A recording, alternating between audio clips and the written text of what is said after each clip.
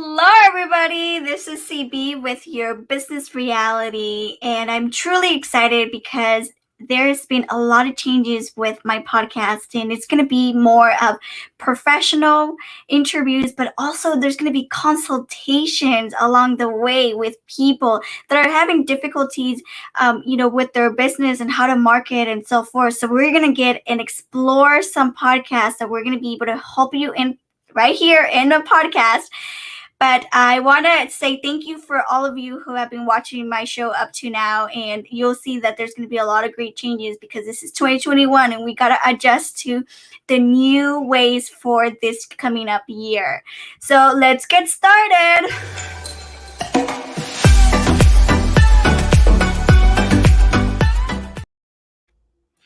And we are back, and today we have an amazing lady. Her name is Case Lane, and she's a global writer, a podcaster, entrepreneur, a traveler, and the founder of Ready Entrepreneur. So please let's help me welcome Miss Case Lane. Thank you for being here, Case. Well, thank you so much. It's great to be here. No, I mean, we're more excited to have good people like yourself that is also a podcaster, which today we're going to be talking about how to be a guest in our podcast. But before we get started, Ms. Lane, tell us a little bit about Ready Entrepreneur. Yeah. What do you do? What is it that your business focuses on? Yeah, absolutely. I'm right at the very beginning of the process. So I prepare aspiring entrepreneurs to take advantage of technology and global resources and everything that's going online and get your lifestyle freedom through an online business. So I found when I first started, there was no sort of overview of how to do things and which path to follow. So that's where I am. I'm right at the very beginning when you know that you want to be an entrepreneur, but you don't know where to get started. Yeah, but tell us, you've done a lot. I mean, you just came into the entrepreneur world, but before the entrepreneur, you were in the commercial world. So tell us, how was that transition, and tell us what you did before as well. Yeah, absolutely. I'll have to do the fast version because I have had a few careers. But like many people, I went to college and work, but I decided to make it a little more exciting. I was a diplomat in the Canadian Foreign Service. I grew up in Canada. I traveled the world with the Foreign Service. I was working in trade policy, doing free trade deals and talking to business people, decided I needed an MBA. So I went to UCLA and then I went into corporate America. So first as a management consultant, and then I went to Hollywood. I was behind the scenes though in operations. And I spent a lot of time talking to lawyers about the transition, today it seems quite normal that everything is online and it's all digital media, but it wasn't all digital media at one time. And I decided to go to law school. And while I was in law school, I started ebook self-publishing. I'd always been interested in writing. I'd always wanted to be a writer. And I realized that now Amazon and Smashwords and Draft2Digital had created these platforms that made it possible for writers to go directly to readers. No more middleman. You can just go directly yourself. And through that process, I started to learn about websites and landing pages and reader magnets and all these terms I'd never heard of before. And when people started to ask me what I was doing and what's this, all this stuff that I'm working on, then I realized that there was another opportunity with helping aspiring entrepreneurs who wanted to do what I was doing and actually, just get into this online business world and really learn how they could make a living online and live that lifestyle freedom and so on. So that's the path. So you've definitely went from corporate to entrepreneurship to Absolutely. Online world, which is what we're talking about right now. Anyways, the online world has going to a whole different level, right? So a lot of businesses had to transition. Like you said before, it was just referral based. You talk to a friend and so forth. But now you're able to you can still do referral based, but online, right? Yes, but it's a absolutely. whole different game ball, but you can still do, and operate the ways you were doing, but now you just turn it into the online world. So it gets me to the podcast world, which is a great way to showcase, what you do, what you're all about, and, create a credibility for yourself as well. And so today we're going to talk about how to be a guest in a podcast. And I know you're the pro at this, and I know you have done so many different research and have tried so many different platforms. So Case, tell me a little bit of the whole process and why is it important, at the end of the day, to be on a podcast, especially since we're going into a worldwide, basically, platform. Yeah, absolutely. Well, podcasting has just exploded as a communication medium. There are now almost 2 million and counting, depending on whose numbers you look at, but it's getting close to 2 million podcasts, which are places then that you can speak on a virtual stage about what you do. So if you are a writer, that's how I got into guest podcasting as a writer, looking to promote my book. But my book was also adding value to an audience because I was talking about how to get started as an entrepreneur. I had information that people could use. And if you're thinking like that, you have a process that you'd like to tell people about. You could be an entertainer. People need to laugh or they need, good stories. You could be, you could be a public speaker, a marketer, an entrepreneur, professional. Maybe you, as a professional, you want to talk about your company or something you're doing in HR or operations or so on. So there's just so many different places. Guest podcasting is the way now that you get that chance to speak. Before, there used to be just a fixed number of radio stations with a fixed number of slots available for interviews, and so only the big people got to do it. Now everybody can, and it's open, and it's also really needed because these are conversations you never used to get before. Right. People were having them maybe over lunch or dinner or something. Now they're having them on a podcast. So you get to hear really targeted conversations. You get totally open ones too about people's life stories and things like that. But you also get very specific ones. Sometimes I have to, if I'm listening to a podcast, I have to take notes, because it's actually a teaching podcast. Right. They're giving a lot of information. Mm-hmm. So if you have that type of information, you want to grow your audience, build your authority, and create a lasting asset. That's what I really like to tell people. Back in the day, radio shows came and went. Nobody remembered them. Podcasts last forever. As long as someone's paying the hosting fee, your podcast sits out there. So 1 year later, 2 years later, you can still refer people to it and say, oh, I spoke about that topic on this show, and people can go and find it. So this is something that it's a win-win for both you and the podcaster, because you both have this opportunity to keep promoting this discussion that you had. I love how you mentioned that you can utilize that. So, okay, so there's two aspects, right? There's just the speaking, right? Mm-hmm. You just go and speak, get awareness. And then there's the ones that you can use the marketing for promotion. Right? You can utilize and say, like you said, someone tells you, hey, have you done X, Y, Z? And you're like, matter of fact, I haven't. I even spoke about it. Here's my podcast link. And, or that specific podcast, right? Or if you were on YouTube or wherever you were. And it gives you a sense of not only credibility, but it gives you a sense that they've heard exactly what you're all about. Yes. And sometimes people just need to listen to what you have to say and how you express it in order for them to give you the opportunity to even get a word in from them. Yes, absolutely. And it's growing in different directions as well. There's something called private podcasting now, or internal podcasting. So you might be in a company that wants to help people improve their communication skills and spread the word about different things that are going on internally. And they're using podcasts to do that, which is amazing. Or, or maybe people are doing charity work. And so it's an opportunity for somebody to just tell everybody in the company about what they're doing through an internal podcast. It's just becoming this way that everybody can communicate at another level. And like you said, just maintain your authority in a time capsule of, about the 30, 60 minutes discussion that then you can keep pointing to over and over again. Yeah. So, Case, in your opinion, should people, when they're starting off, especially with their businesses and so forth, should they be a guest in every podcast, or should they be selective? Yeah, you should really target podcasts that focus on your topic area, your subject area. So there are a lot. Even I've looked at, different, what I think are more obscure subjects, and there's podcasts about them. But you want to just decide, there are so many that you could actually decide, okay, I want to get on 100 podcasts, and then just begin the research process to find 100 shows to be on. And you're still going to be leaving probably hundreds more that you're not going to be on. So it's more around that. It's more around just setting the goal of how many shows you'd like to be on. And there might be some that you are big, really big shows, and you set that as a goal that I want to work my way up to being in a position where I could be on, some really big show. So that's all also part of the process.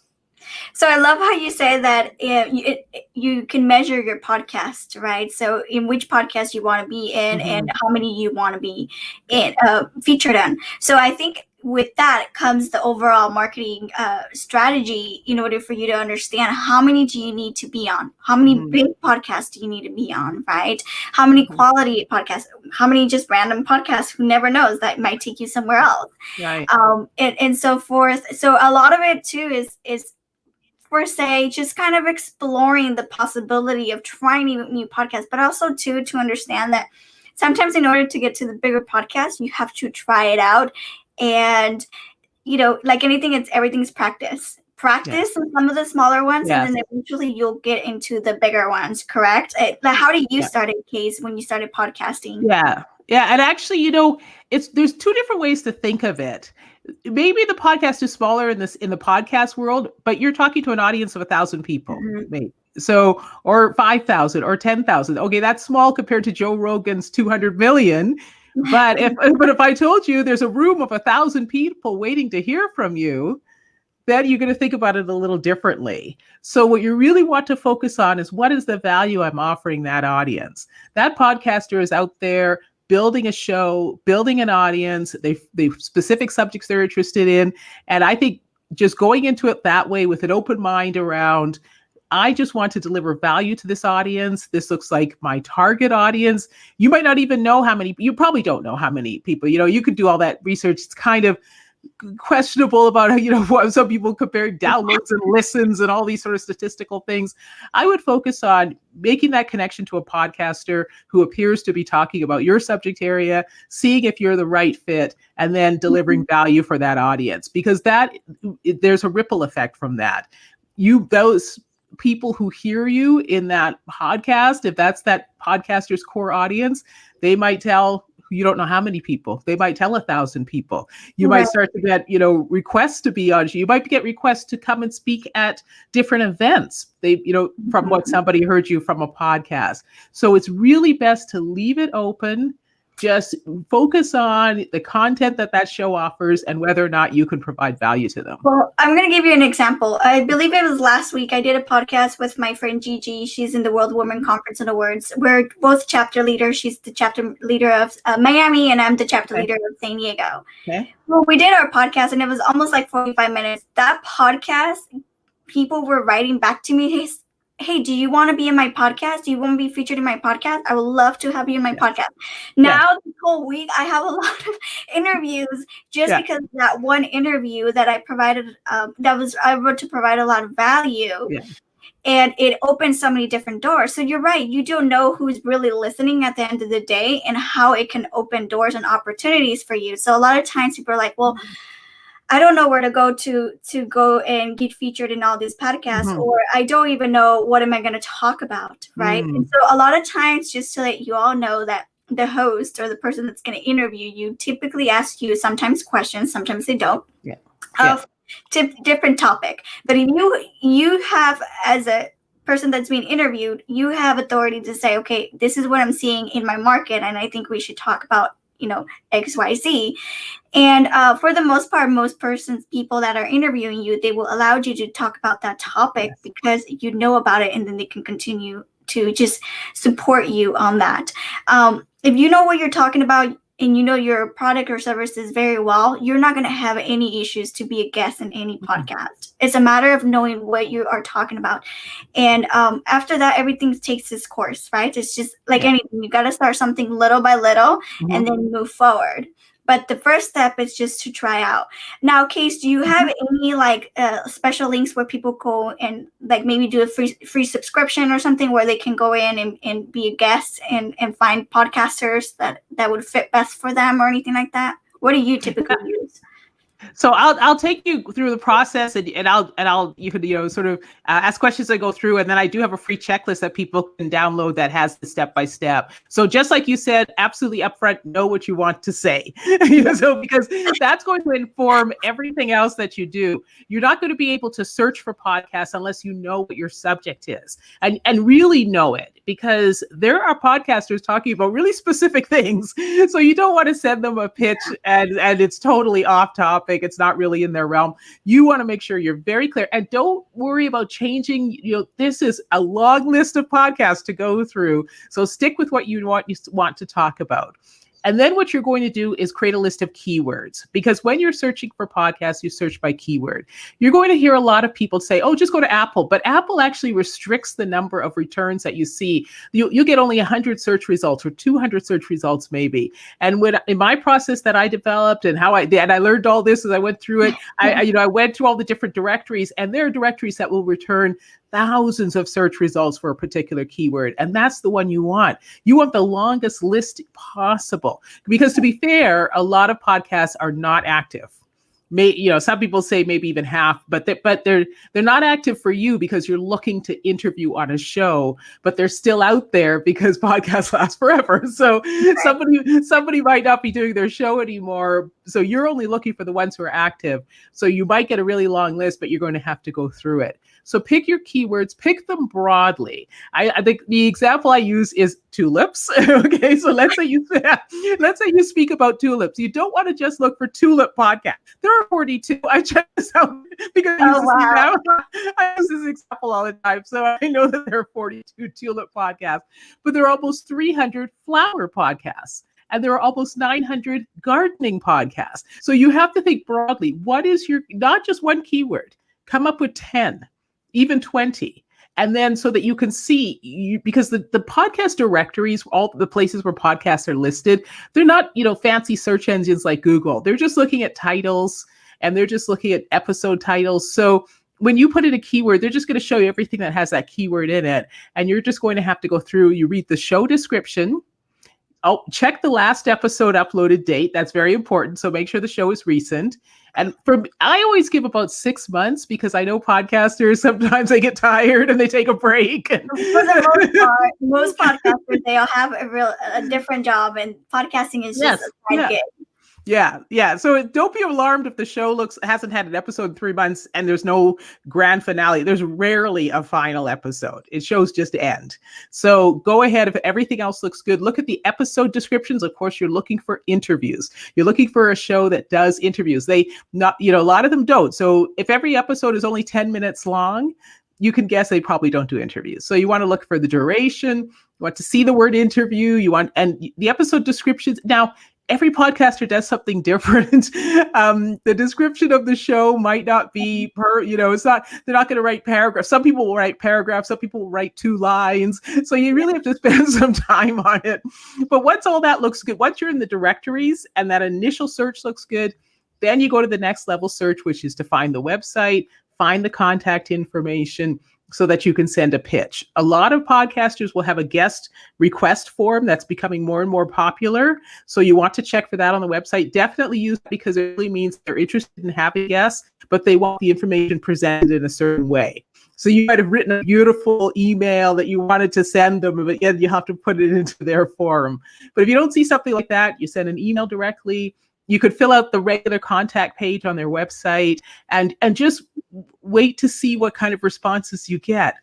Now, some podcasters are charging. Some will charge, I've seen like application fees. I've seen that you have to have a sponsorship, things like that. My personal opinion is you don't have to pay. So go move on to the next podcaster.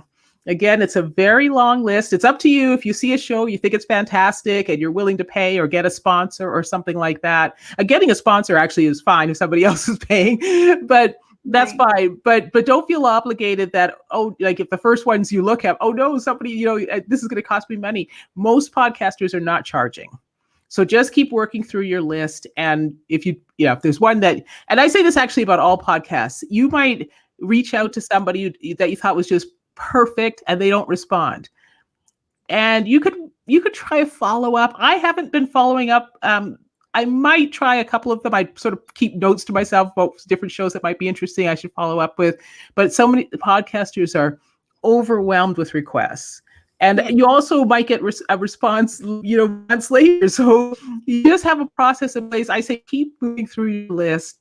Keep looking at different shows. What you're going for is that perfect, relevant show. So if you don't get a response, or there's something, or there could be something about the show itself you don't like, you might listen to an interview or two when you're doing your research and think, oh, this maybe isn't for me. Then move on. There's no point trying to force it or change someone's mind or get them to do something different. Yeah, there's a lot of fish out there for sure. Yeah. There's a long, long list to go through. So just keep going, working your way through your list. That's perfect explanation and understanding that being a guest and being a host is completely different. Yes. For sure. Yeah. But there's not a lot of people talking about like how do you be a guest in a podcast. So it really, really helps. But most importantly, like, why is it important to be featured on a podcast? How can this help people's businesses or or organizations? How can being a guest in a podcast help them?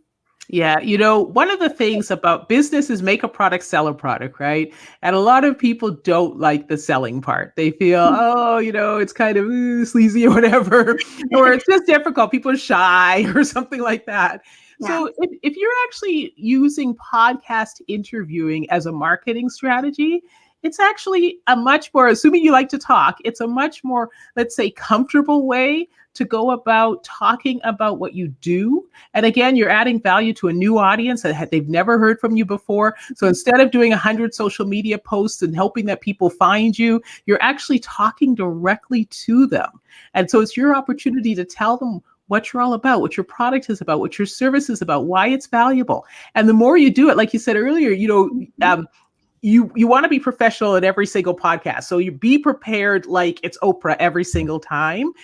But at the same time, you do get better and better and better as you go along. The first one, you might finish and go, oh no, I forgot to say 20 things I wanted to say. Yeah, that's fine. You will get better and better. And then you'll build your confidence. And as you get more feedback, you feel even stronger about your authority and your influence and your product and your service. So it just keeps giving back, assuming you like to talk, because you do have to be somebody at least who, this is audio. So you do want you have to deliver that much to the podcaster and to the show and to the audience. But it's wonderful for you in terms of building a marketing strategy, which is not kind of the direct in your face stuff that people are always afraid to do.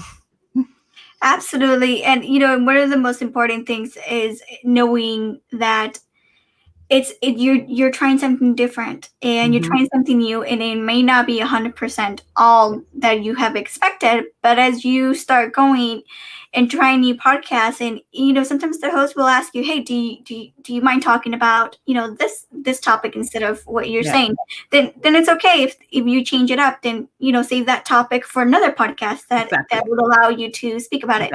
Sometimes some of the hosts are looking for a particular type of topic that would help depending on their clientele. So do be prepared on having multiple topics for them. So just do know that you might have to adjust just a little bit, but it shouldn't be too bad.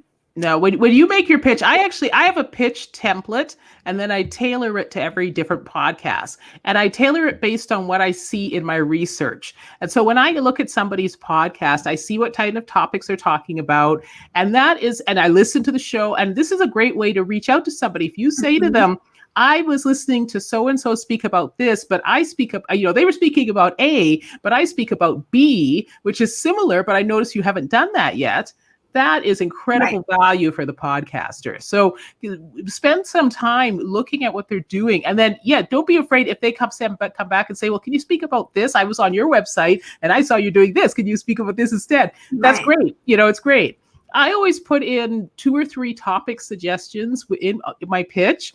And I would say like just a few podcasters actually come back and to point to those specific topics and say that's what they want to talk about. It's interesting. So for the most part, I continue to offer subjects, but they know what they like to talk about. It comes down to their comfort zone as well, right? Something that they can add and value into it as well. And in podcasts, it's not just about talking your services; it's about providing value out there as well, because you gotta think about it this way. There's different, like Case mentioned, there's a lot of different kind of podcasts out there. So you gotta do your research for sure and see who's doing what. Some people are just doing their own podcast, no guest involved, and so forth, and that's fine.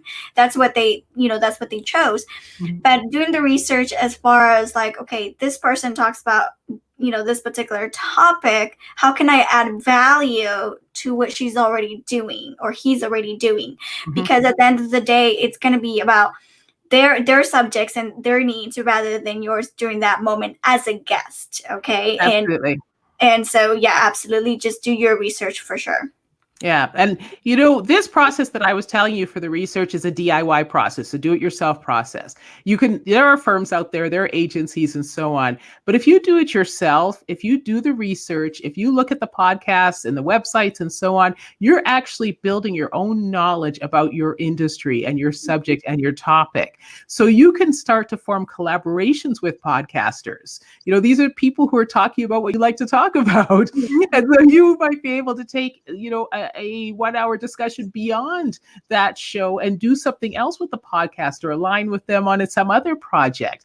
And you wouldn't get that if you handed off all the research and all the scheduling and everything to a third party. Now, of course, that's a possibility, but the DIY process is a good one for you to really see what's out there, who's out there, what they're talking about, what the subjects are that are interesting to people, how they're building their podcast, and then developing, that networking, which is all virtual now anyway. Yeah. So it's another level of virtual now. Yeah. Yeah. No, absolutely. And then just being able to add value, it will take you a long way. And like you said, building partnerships that you didn't even know that was going to happen. A lot of people right now at the moment, they want to start, finding great people that have, similar morals and values as them, but also that can perform their job. And like I said, the podcast can open a lot of doors that you may not know were even possible. And so just, keep an eye open and for sure, always provide value and quality, right? Yes, absolutely. Never be disrespectful towards someone or someone's industry when you are doing a podcast as a guest or in general. You should never do that.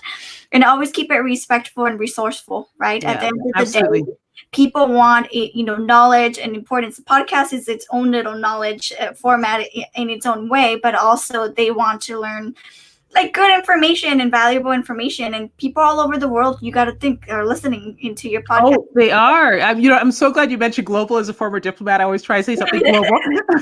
I've had a wonderful opportunity by doing the process I talked about. I have been interviewed on podcasts that are based in Australia, Singapore, the United Kingdom, Canada. I've got another Australia one tomorrow, getting up early to talk to Australia tomorrow. So it is just a great that you get to realize what's going on in your industry, who's out there, what they're talking about. And it is absolutely global. Keep that in mind. And also, if you speak another language besides English, there are podcasts in every language. So you will reach out to audiences that you normally might not even be thinking about. Well, my podcast is English and Spanish. We actually have a podcast next week with Rose, and she's a graphic designer, and she's from Mexico, and it's going to be in Spanish. Fantastic. So, I love it. Yeah, it's awesome. Double the opportunity. And so, like you said, there's a lot of different languages as well. And so, Case, thank you so much for all the value that you have provided us as far as being a guest, because we all know it has its own science as it is to be a guest in a podcast. But Case, if somebody wants to contact you or, you need help with some more of these, strategies and so forth, what's a good website or email, that they can contact you? Yeah. So you can get the checklist is at caselane.net/checklist. So that's the process I went through. It is just a reminder. You can keep it beside you as you're doing your research. And then you can find me on social either as Case Lane or Ready Entrepreneur. And the website for podcast guesting is Podcast Guest Star. So podcastgueststar.com is my website for guest podcasting. And you can also find more social media links to contact Case on the description. I have added them. And so I want to thank you all for being here and listening. I hope we provided some value with, to all of you. I know that sometimes these areas changing into, being a guest can be very difficult and can be very frustrating, but we're here to help and assist you any way that we can. Case is here to support you. I'm here to support you. And so we're going to be here next week on Monday at 1 p.m. 1 p.m. Pacific time. I'm from San Diego, California. So if you have any questions between then and now, please send me an email at customers@Unstoppable Marketing Solutions, or contact me on my Facebook or Instagram or my LinkedIn. I'm pretty active on my social media accounts. And I'm here to support anyone any way that I can. God bless and have a beautiful day, and see you all next week.